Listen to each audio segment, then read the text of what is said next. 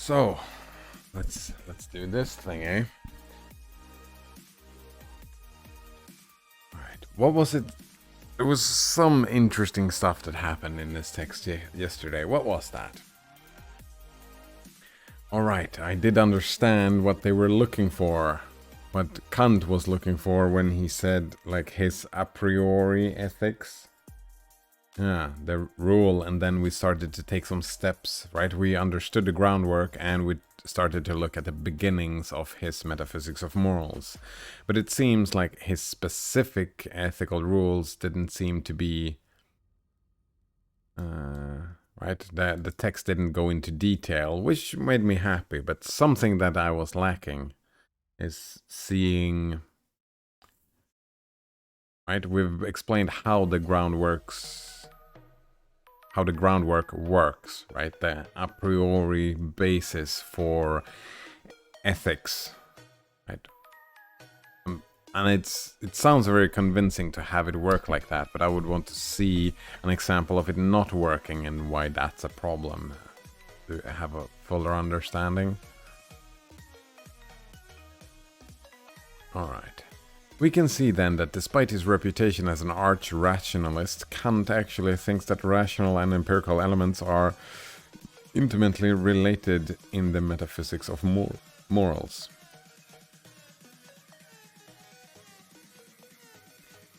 Yeah, Kant is a strict rationalist in the sense that he needs a rational ground to stand on.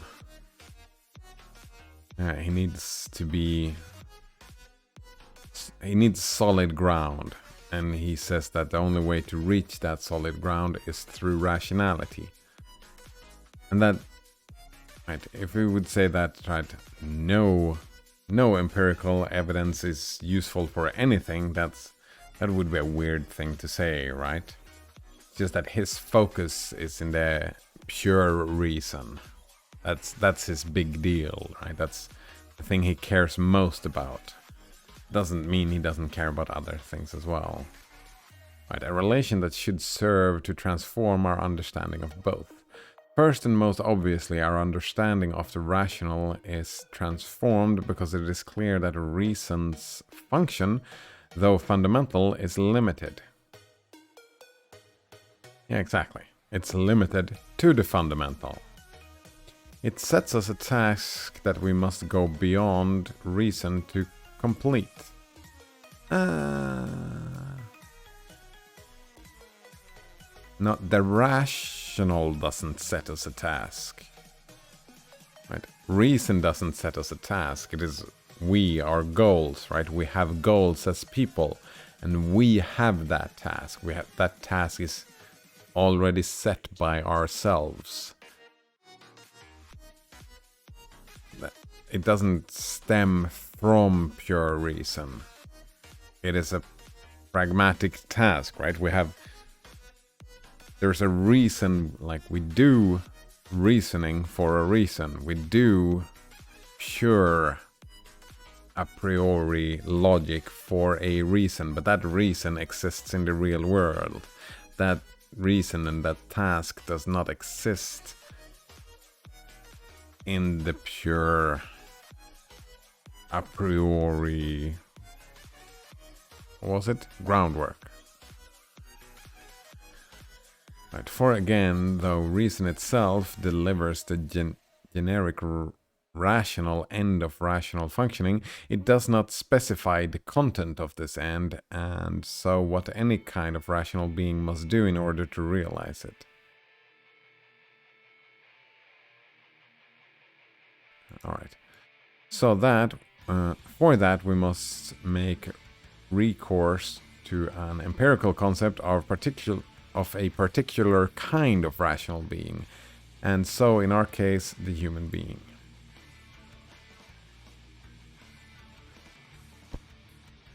Yeah, it doesn't even have to be the human being in my mind, right? You can apply this however you see fit, right? Your set of beings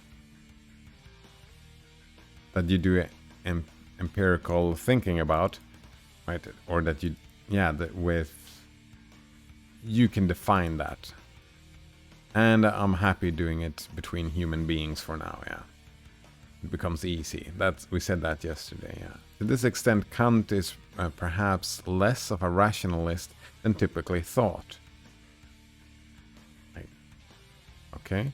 But in another sense, he is perhaps more of a rationalist insofar that the rational elements of metaphysics in fact shape the empirical elements, and so our conception of human nature. Wait. Rational elements of metaphysics in fact shape the empirical elements? I don't understand how that claim is made. Oh, right. Yeah, shape. You define the empirical elements through rationality. Of course, yeah. Karma Oni-chan says, "Hi man, how you doing? How you doing?"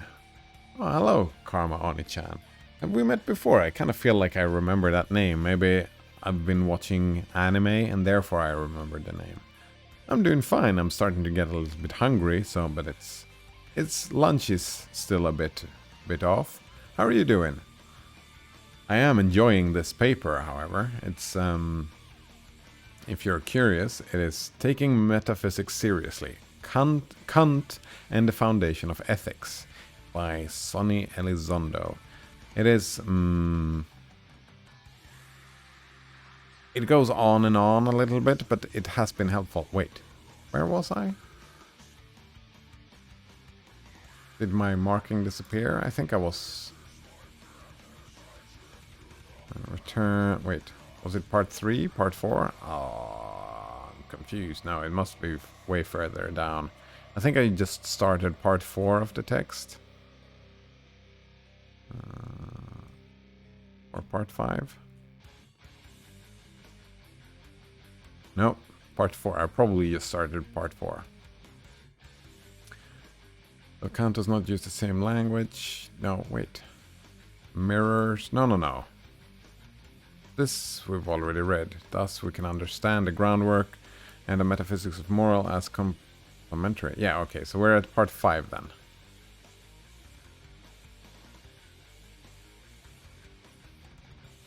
Yeah. Here we go. 6, I mean. We can see that despite his... Alright. Here we are. Human being. To this extent, Kant is perhaps less of a rationalist. We saw that. And I disagreed with the less of a rationalist. It's more of a rationalist. Because, yeah, right, we were at this statement here. Insofar that the rational elements... Right, we define our set of things through rational means. Again, empirical anthropological consideration do not have independent standing in the theory. Yeah, but that's... I disagree with what this text is saying. The reason why empirical and anthropological consideration do not have standing in the theory is because it's a theory of the basis, the rational basis of ethics. That is what the paper is about, by the way, Karma Oni-chan. Building a rational basis for any code of ethics that you're trying to build. But of course, yeah, so of course it does not have any standing since that is the goal, and I think it's a worthwhile goal. We've done the same in maths and physics and other sciences, right? So if we want to create a science of ethics, if that's indeed a thing, no, that can't be a thing. Not a science of ethics, no. Theories of ethics, let's call it that, yeah. Maybe he did something right, something everybody else in history done wrong. What, like eat the food, drink the water, and breathe the air? Like, if we want to create a moral, like a set of guidelines, so to speak, then having a rational groundwork to stand on is a good idea. Alright, they have what standing they do because they are brought into the remit of the rational in the way I have described it. Exactly. Because we're moving towards the rational. That's the... Well, no, we're moving towards the empirical because that's the goal. Right. Consequently, as I put it earlier, though the pure moral law does not itself determine duties, it sets the correct parameters for determining duties by telling us which features of a being are relevant to such a determination, vis-a-vis those features that bear instrumentively and constitutively on its rational functioning. Right. And I remember I didn't like the rational functioning of beings because we are not rational beings, right? We're emotional beings. So we said sentient goals. On its sentient goals was how I translated it to how I would have translated it. I understand that I'm taking liberties with the translation, but that is what I need to do for a charitable understanding of the text. I need to see that this is sentient will, sentient goals, sentient whatever. Whatever we move toward, right? Being alive, whatever it is we seek to achieve. Be it food or love or sex or whatever, right? Stuff that what it means to be human. Functioning works, but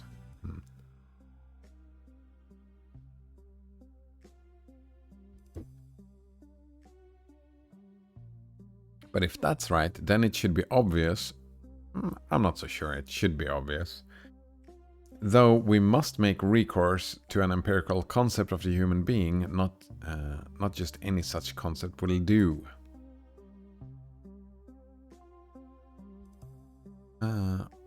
Of course not. Not any concept will do. We all have different... what am I looking for here? Yeah, we all have different views on what the human is, right? What is a human? What do they want? What do they need? There are many different theories and perspectives on this. So, I wonder if the text is going to go on and say that we have to use a specific one. That's going to be interesting because I'm probably not going to agree with the thing they present. I usually don't. Right. We can make the point by distinguishing a theoretical and a practical concept of the human being. That is, a concept of the human being as it figures in theoretical philosophy and a concept of the human being as it figures in practical philosophy.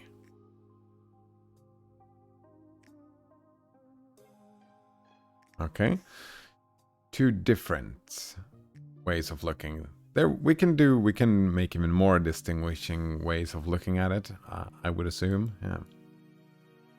To be clear, this distinction concerns the function of the concept, not its content, though the function will have implications for its content.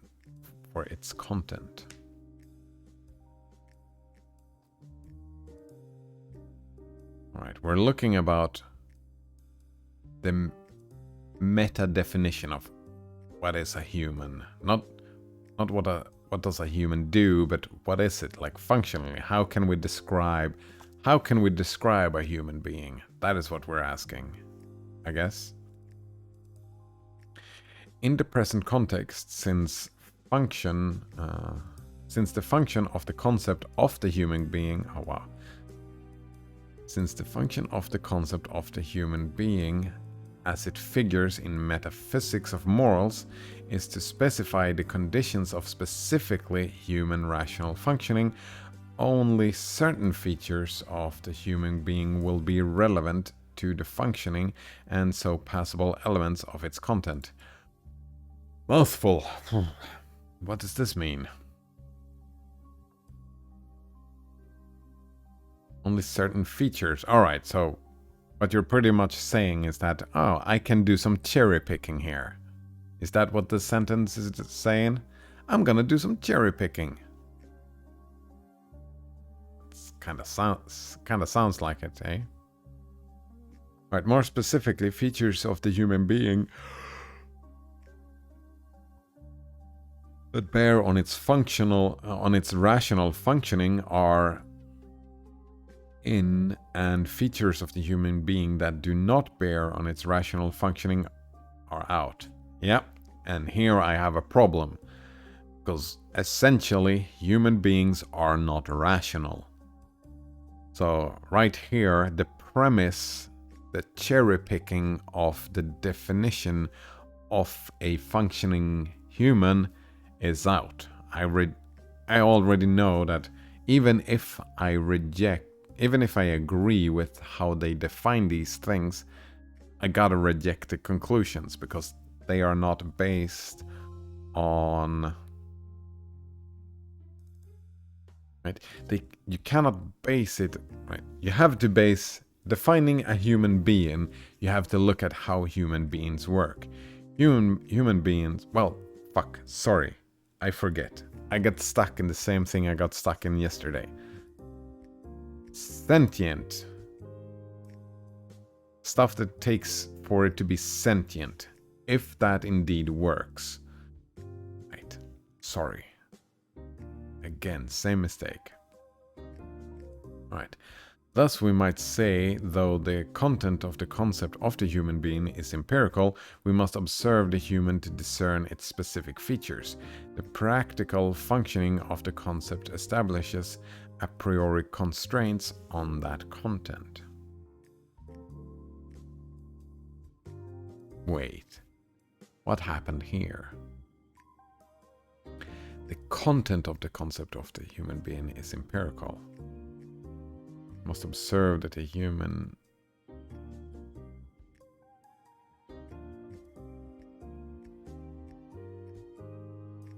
it feels like it's confusing here, because if you want to, are you back to wanting to do something a priori, then you can't define a human a priori.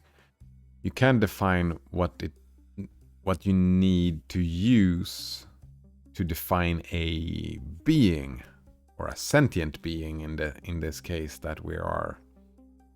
That is what we're talking about, right? Sentient beings are necessary for the ethics of morality. So if you want to make a case for just looking at a specific type of sentient being, that is a human being,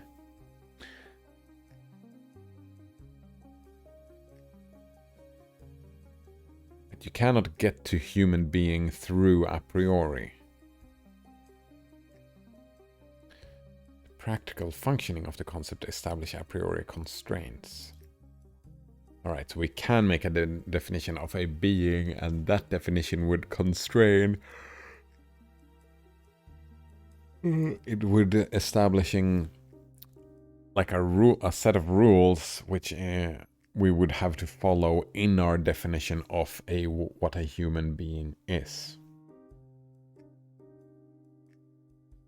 Right, for example, since we're doing ethics, the number of toes or fingers, the number of fingers or claws or whatever, the number of appendages, there we go, that's more a priori stuff, right? The number of appendages does not matter in this context, so that's a constraint. We cannot use that in our current definition. We cannot say that we have 2 legs and 2 arms.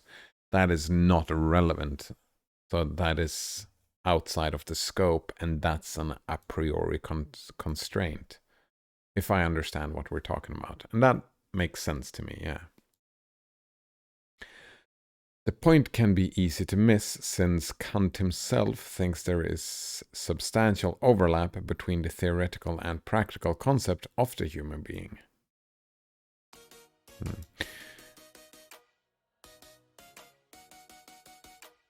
Still, they didn't really define what they meant by theoretical and practical. That's what they started this whole thing with, right? Theoretical and practical concepts of the human being.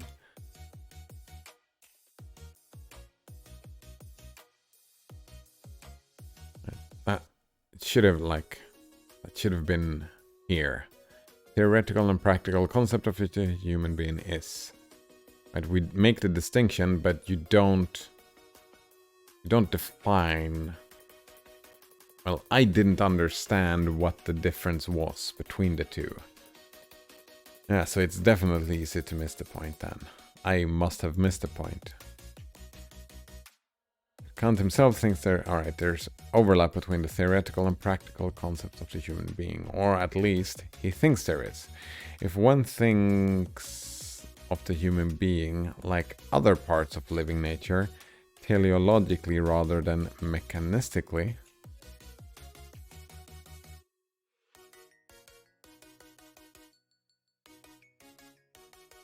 alright, we're talking about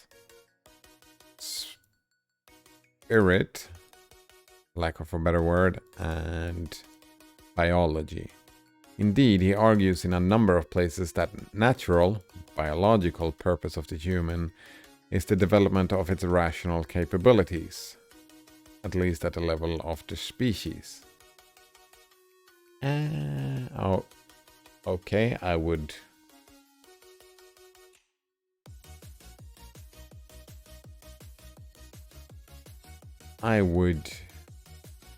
even question if there is a biological purpose.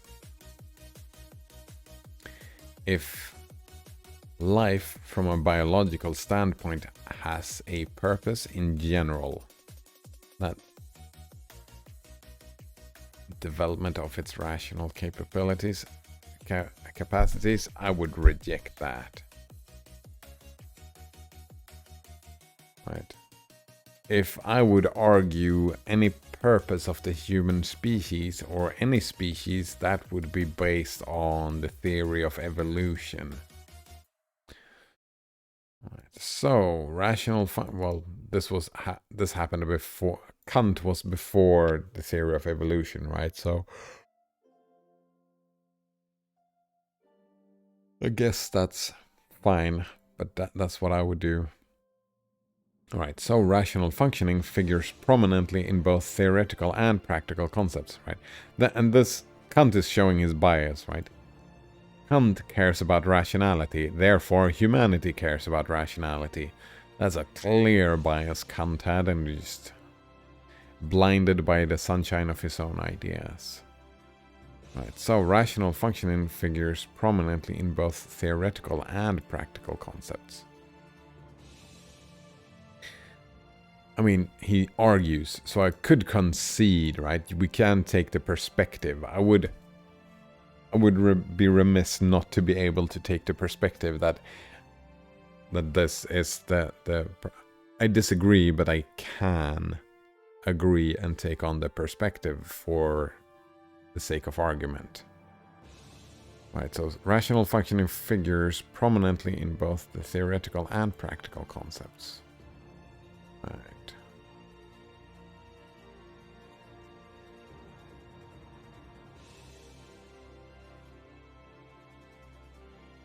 To make the distinction and its significance more evident, it helps to shift from Kant's biology to our own. For example, the fact that the quality of a human reasoning is dependent on testimony and so on reliable channels of communication does directly bear on our rational functioning and will plausibly figure in the practical concept of the human being. While the fact that such dependency is realized in certain natural structures determined by certain genetic sequences reflecting a certain evolutionary history does not so bear. Wow, this sentence. Oof. At least that not as such, and so will plausibly not figure in that concept. Alright, I did not follow this sentence. It got away from me. Oh. This is just one example. Okay. Reasoning is dependent on testimony.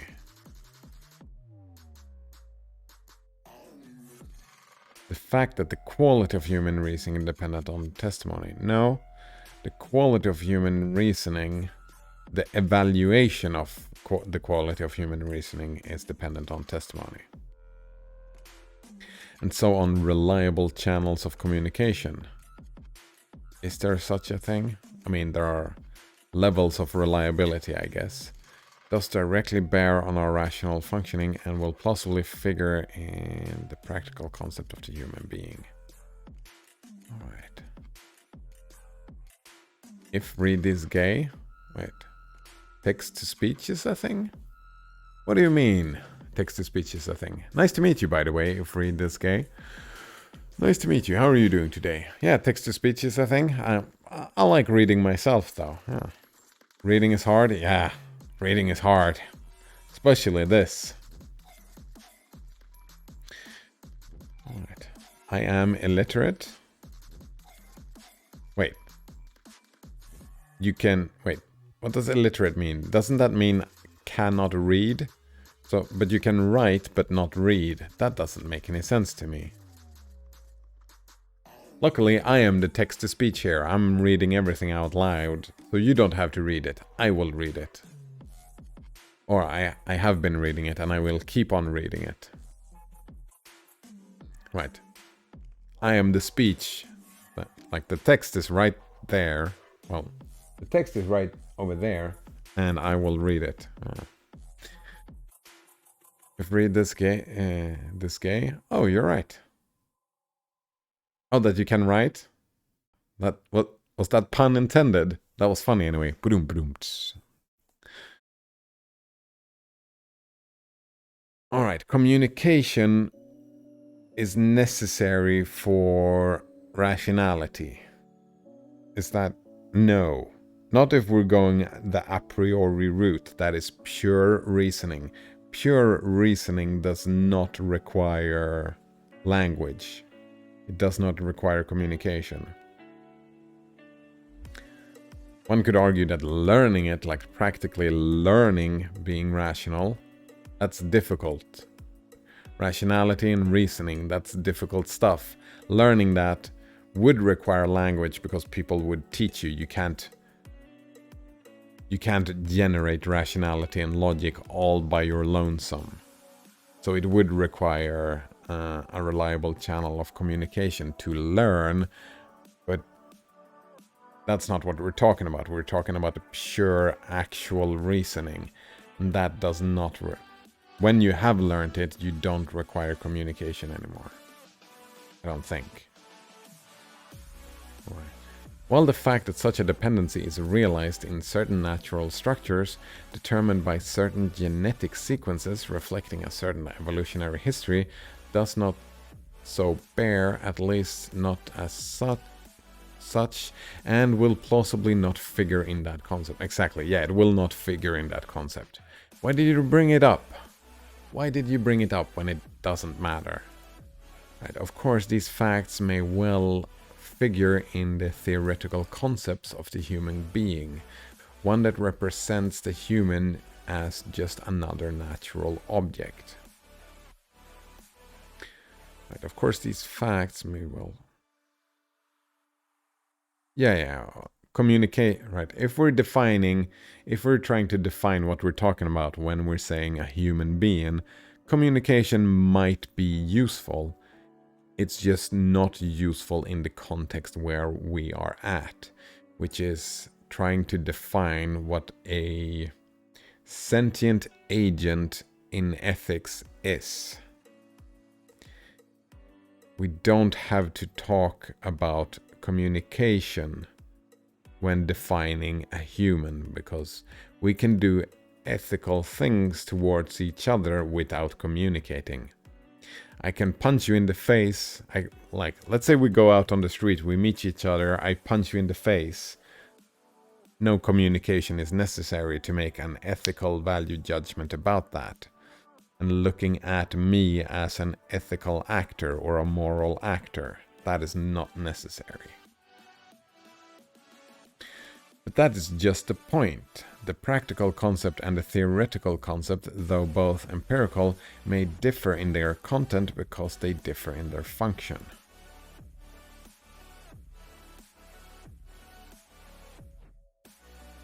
Alright, so my understanding then when they talk about theoretical, that is what we're trying to do here. Building a theoretical groundwork of what a human is for our theory of ethics or theory of morality, whatever it is that we're trying to build. While a practical concept is more an everyday concept, the understanding, the focus on the theoretical concept is for the theory, and the practical concept is understanding what a human being is for your own means and purposes. One could argue that this is metaphysical in nature, right? What is a human being and how do I understand that? And the theoretical concept is more, what is a human being within this specific concept? This is a generalized understanding and this is a specified understanding. If I understand what the text is trying to say. Right, though both empirical may differ in their content exactly, because they differ in their function exactly. We're pragmatists here. We're looking at what are we trying to do and what do we need to do it. I'm sorry about that sentence, that sounded horrible. Right, they play different roles in different kinds of philosophical projects. Exactly. Context matters. That is this reference. This whole paragraph is just saying context matters. I agree. Thus, though Kant thinks that the practical philosophers must make essential use of an empirical concept of the human being, he is not, as one might think, proposing that she simply open a biology textbook and import what she finds. Exactly. Yeah, I understand. That was what I was thinking, yeah. Hello, Sham Glint. Nice to see you again. How are you doing today? They say, what do the do to... Damn it. Alright, let's try that again. What do... that? Sorry, no, I can't even read it. What do the do to... Oof. Well, I can read it and say the words, but I cannot decipher it. It's like... It's too... do. It's like slapping that bass. Stuff like that. Nice. Shamglint says, I'm sorry, I'm just making fun of the sentence you stumbled on, lol. Oh. Don't apologize on my account. I thought it was funny. Yeah. That's my type of humor. I enjoy that type of humor. Yeah. Language fun. Stumbling. Yeah. It happens. Indeed. And I'm happy you're having fun, so 2 thumbs up, yeah.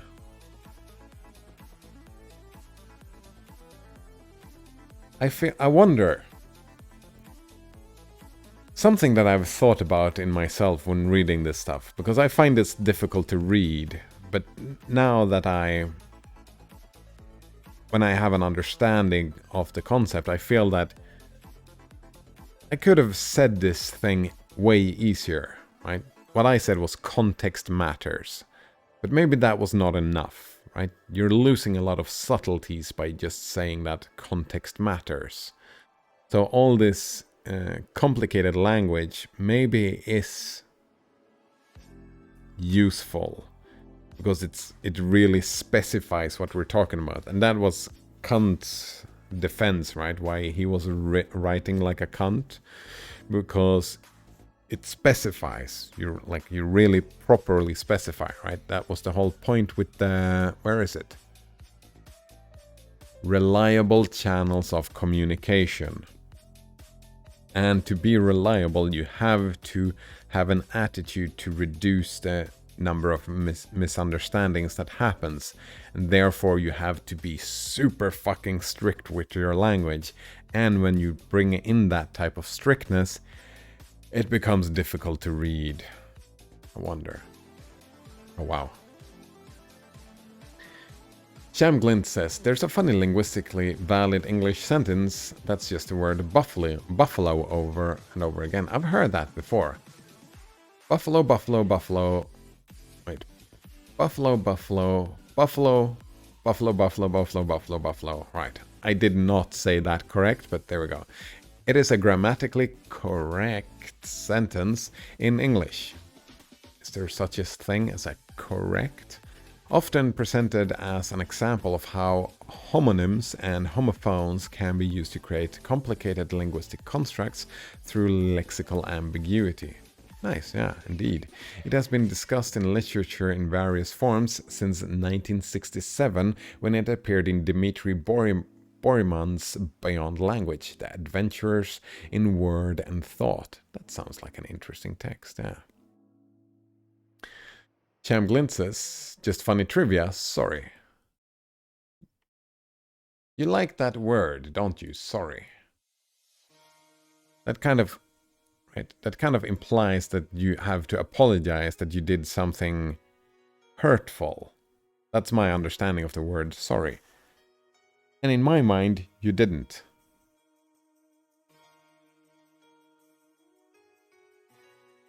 Yeah, you didn't. Alright, proper noun, that's the name. So the name is Buffalo, some person or a thing. Oh, Shamglin says, you're right, sorry. Oh, that's just... Language is difficult, right? Right. Proper noun, that's the name, right? Oh, noun phrase. The end. Proper noun, that's a name. And that's the noun. So, buffalo, buffalo. So that is... the buffalo... No. Named... So... Name thing. Name thing. Wait, why do we have two buffaloes in a row? Right, why do we have two buffaloes? Right, if we take Sarah and... Oh man. Sarah and Kevin. Like Sarah human, Kevin human. Road. Shit. No, this is just... My mind starts spinning. And this is outside my realm of expertise. This type of language manipulation. So, we'll leave this to another day. Yeah, we'll leave that to another day. It is fun though. Good reading. How long is the article? Kinda long. Yeah. Good stuff. It was so long ago I read grammar. That was... Oh. That must have been the last time I was playing Final Fantasy 14. Yeah, so 7 or 8 years ago I was reading grammar. Long time ago. One could argue that this is difficult reading as well, but this I have expertise in, so it's easier for me, even though it's difficult. Right. Thus, though Kant thinks that the practical philosopher... Wait, did I miss something? They play different role... No. Context matters. Right, that's where we were.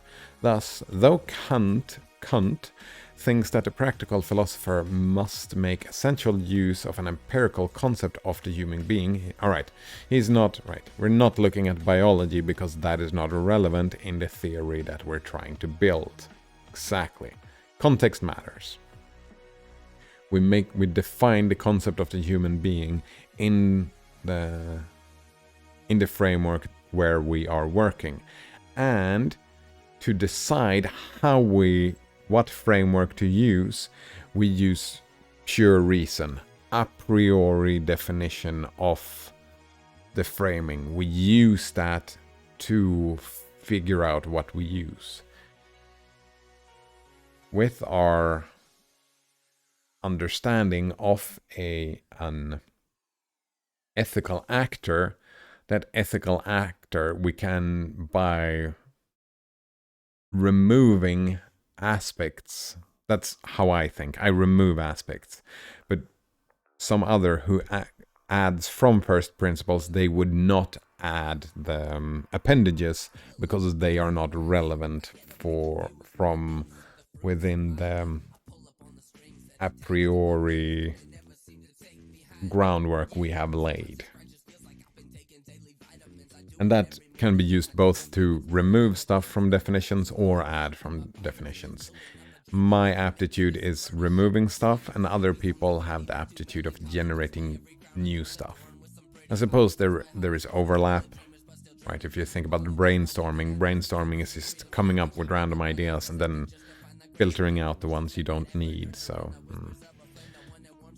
such information will certainly be of interest to her insofar it sheds light on the range of human powers and their material conditions, but she will always interpret the information with an eye to its relation to rational functioning. Actually, that song was a little bit... Need to skip that. Not that it was bad, it was just distracting me. Yeah, most of the songs I skip because of distractions rather than anything else. Yeah. For again, her concern with human nature is not a theoretical one, it is a practical one, structured by the moral metaphysical projects of which it is part. Wait, did I misunderstand? Did I flip those around? Yeah, I flipped those around in my earlier definition. Right, the practical is within a specific context, and the theoretical is more broad strokes. Of course. Easy mistake to make, but my understanding still stands. It's just I picked the wrong name for the wrong thing. It was practical, of course. We're building an ethic. That is what we're doing right now. So we take the practical parts of the theoretical, that is the big sweeping definition of what a human being is, but we only use the ones that are practical to us, of course.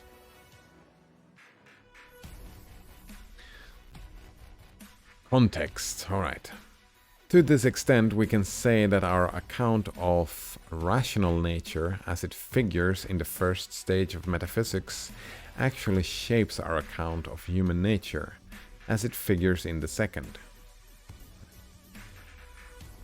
That sentence got away from me as well, even though it was a short one. We can say that our account of rational nature, sentient nature, is the way I interpret that, as it figures in the first stage of metaphysics, actually shapes our account of human nature, as it figures in the second. Yeah, it's just a repetition reiterating that our groundwork, our stable ground that we stand on, is one of a priori reasoning. We build the second on top of the first. I don't like first and second because it implies time, that one happens Maybe before he did the something other. wrong, something everybody else in history done wrong. What, like eat the food, drink the water, and breathe the air? But it's a question of primacy of definition. What takes primacy? And the a priori reasoning takes primacy. Right. For whatever our best biology reveals about the human, we know as a moral metaphysical fact that the human being is a kind and rational being. Wait, what? For whatever our best biology reveals about human, we know as a moral metaphysical fact that the human being is a kind and rational being. What? Wait. Where did this come from? It is not. The human being, we don't know that as a metaphysical fact, no. I know it as an empirical fact that the human being is a mean and emotional being, not a kind and a rational one. So how can that be a moral metaphysical? Actually, can you have metaphysical facts? I don't think so. When we're talking about facts, then we're talking about science, not philosophy. And a fact is like we have a lot of data to make a claim, and that claim then that we have all that data. We have a proposition, a statement. We have a statement about the world. And that statement, if we have enough data backing that statement up, empiricism, we call that a fact. So I would say that any metaphysical axiom is not a fact. It's a metaphysical axiom generated through pure reason, yeah, but it's not a fact. So much muddy language in this text.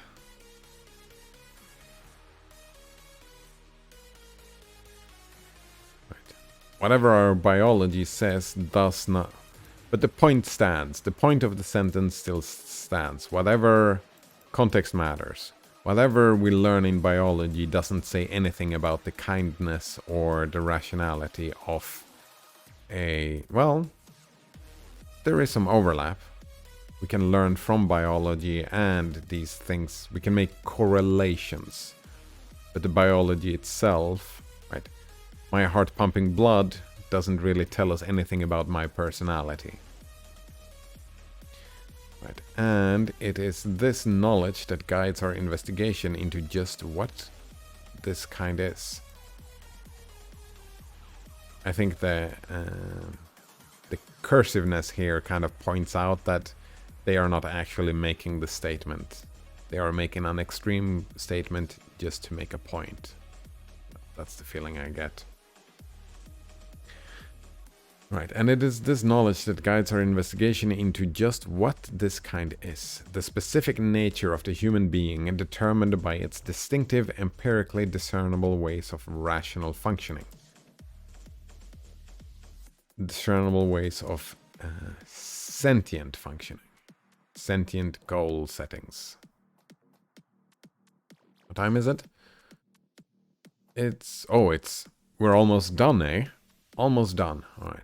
My aim in this paper has been to argue that the second principles of Kantian ethics, no less than the first, belong to the metaphysics of morals, and that this matters.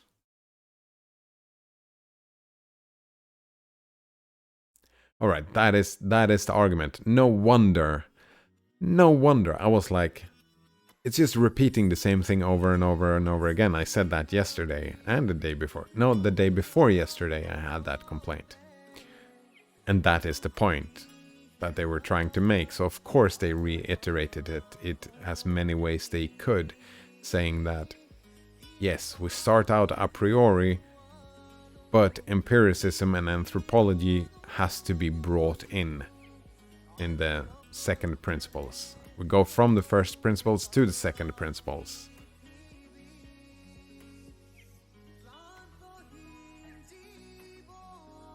Yeah, I have done this by taking seriously the metaphysics of morals, more specifically by understanding the metaphysics of morals alongside the metaphysics of nature. Yeah. I would so much want to rename this to be the meta-ethics of morals. Or meta-morals of ethics, whatever. I'm not I don't quite have a proper distinction between ethics and morals. Ethics is the study of, right? So meta-ethics of morals. Morals is looking at the behaviors. Morals are behaviors, and ethics is the study of. It's got to be something like that. So yeah, I would so much want to rename that to metaphysics of morals. Because meta-ethics is something a little bit different. Yeah. So that naming convention would not be the best either, but I don't know. All right.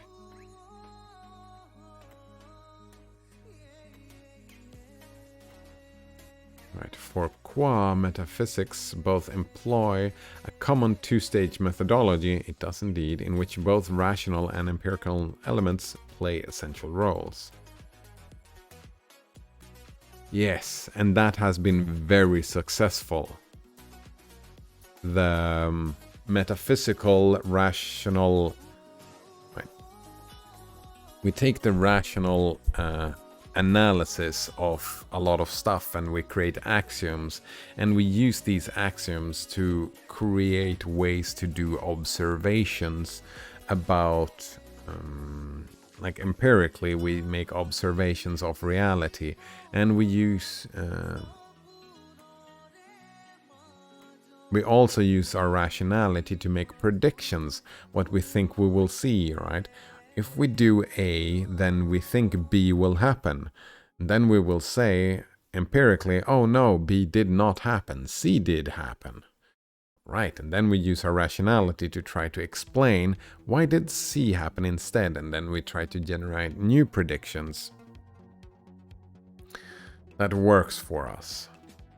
That is, we've got 3 principles here that it's built on.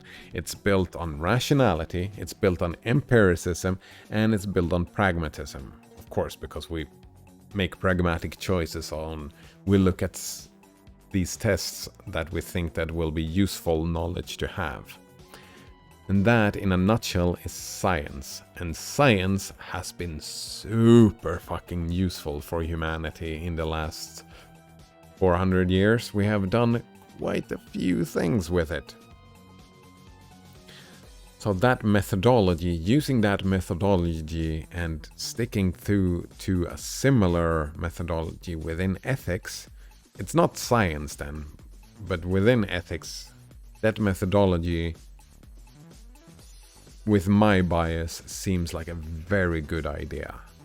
That is, I get the feeling that is what Kant was all about, this idea that this is how we build a structure.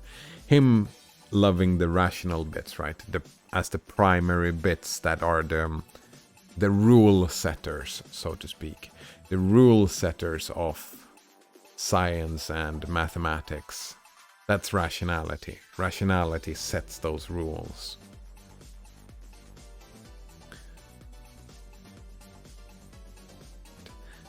As I have explained, appreciating this common methodology sheds new light on how the second principles are to be established, as well as the reach of Kant's rationalism, especially as regards to our knowledge of human nature.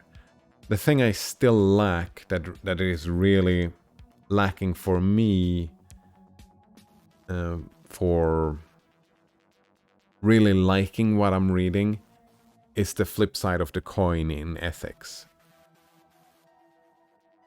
Right, in physics it becomes easier to see the problems, right? Let's say that you have the magical belief that you read a spell and then you can fly and then you jump off a building. That's a very straightforward example of pragmatically how not using the methodology in physics will lead to bad consequences for the person jumping off the roof. What is the equivalent example within ethics? What is the equivalent, right? Because ethics and physics are very different beasts. They are completely separated from each other in how to think about them and how to generate them and whatnot. So I don't know what the equivalent example of jumping off the roof in ethics would be. And that is I feel that is really missing from this article. And I don't even know how to come up with an example for this, because this way of thinking is kind of new to me. I haven't read this this Kantian view before. And also my history has been in the metaphysics side of things, not the ethics. I think ethics is interesting, but I have not studied it, so I don't have a big library of knowledge to help me bring about that kind of example in ethics. Right. Given the size of the topic, my remark here have been largely programmatic.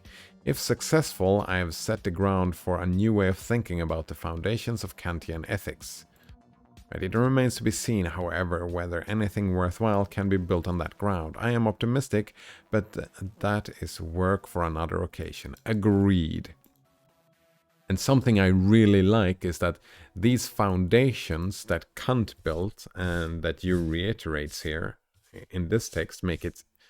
This text is probably way easier than actually reading Kant. I think it's way easier to read this than to read Kant. That's from my memory anyway. So I think this is definitely a groundwork, just like Kant called it, for creating ethics. It doesn't have to be Kantian ethics, because you can put up your own first principles, you can put up your own axioms, and you can assume, well, the axiom, the first axiom that ethics is the study of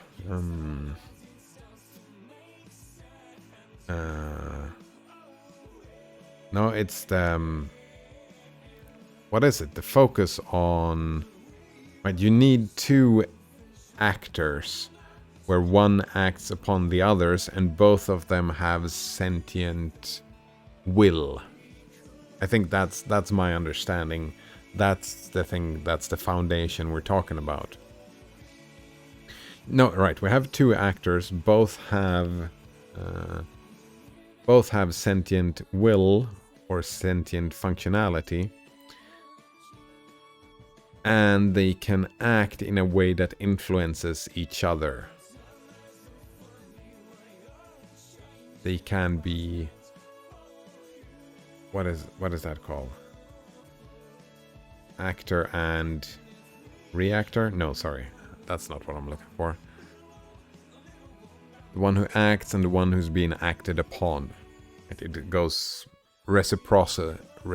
There is a reciprocity there. And that has to be the foundation for any ethics.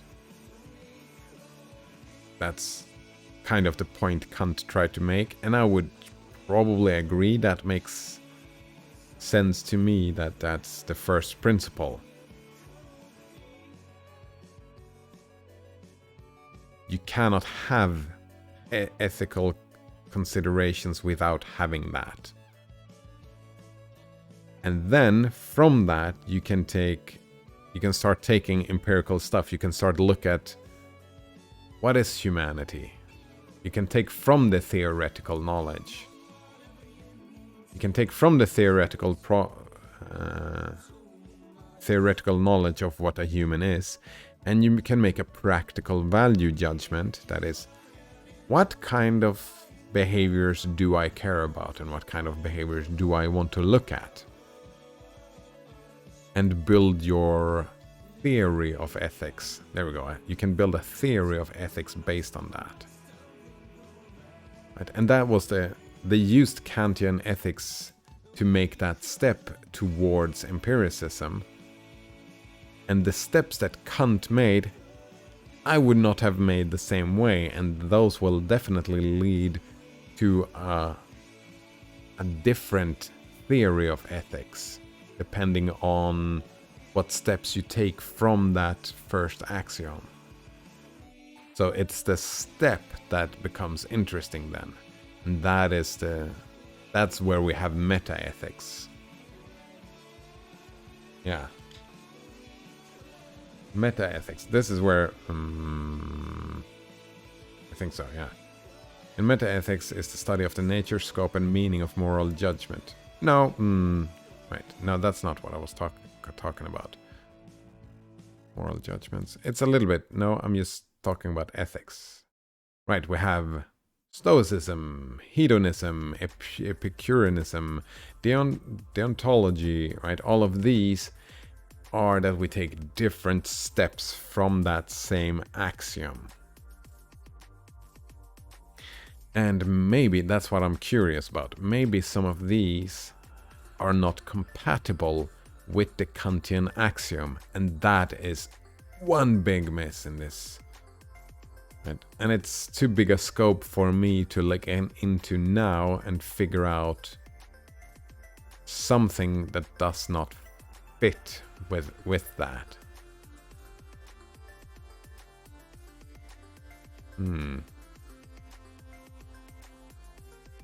Alright, but that was a great text. Yeah, it was repetitive, but to its benefit. And I really enjoyed myself, and it made me look at ethics from a new light that I hadn't before. But now it's early lunchtime. I'm hungry, and we just finished the text. So this lunchtime, maybe decide what to read next. Something about Hegel, that's for sure.